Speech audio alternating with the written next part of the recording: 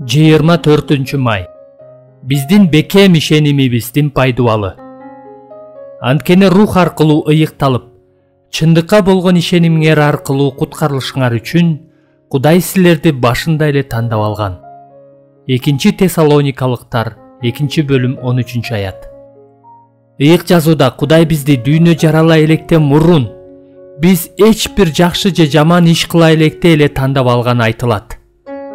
Эфестиктер 1 бөлүм 4 аят, Римдиктер 9 бөлүм 11 аят.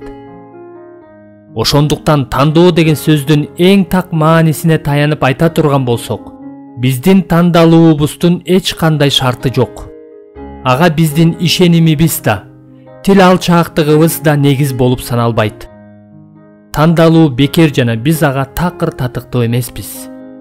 Бирок башка жагынан караганда, биз дүйнө жарала электеги түбөлүктүүлүктө шартсыз тандалган болсок да, ыйык жазуудагы ондогон жерлерде биздин толук куткарылуубуздун шарты бар экени айтылат. Ал шарт өзгөрүлгөн жүрөк жана өмүр.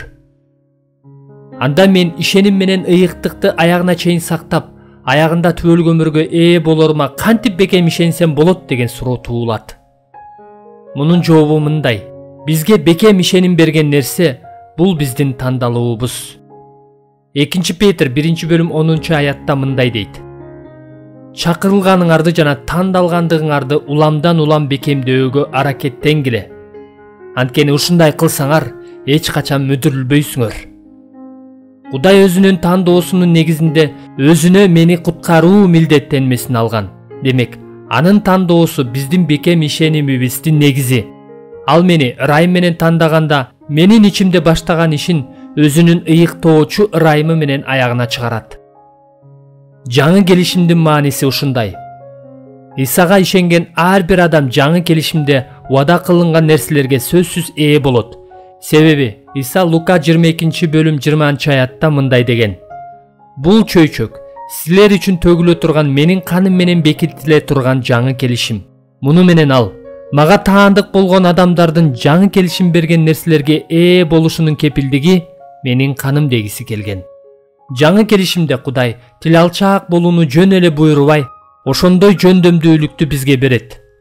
Өмүр сүрүшүң үчүн Кудай Теңириң сенин жүрөгүңдү жана укум тукумуңдун жүрөгүн Кудай Теңириңди чын жүрөгүң, жан дилиң менен сүйө турган кылып өзгөртөт. Мыйзамды кайталоо 30 бөлүм 6 аят. Силерге жаңы жүрөк берем, ичиңерге жаңы рух салам. Силердин денеңерден таш жүрөктү алып салып, эт жүрөк берем. Жезекиел 36 бөлүм 27 аят. Жана 11 бөлүм 20 аятты да караңыз. Бул аяттардагылар жаңы келишимде берилген убадалар. Кудай бизди тандап алганда, жогорудагы убадаларды сөзсүз ишке ашырарын убада кылган. Демек, тандоонун кепилдиги бар. Кудай кимдерди ишеним аркылуу актаган болсо, ошолорду сөзсүз даңктайт. Римдиктер 8 бөлүм 30 аят. Бул биздин даңкталышыбыз үчүн коюлган шарттардын баарын ал биздин ичибизде сөзсүз аткарарын билдирет. Бекем ишенимибиздин эң негизги пайдубалы бул Кудайдын тандоосу.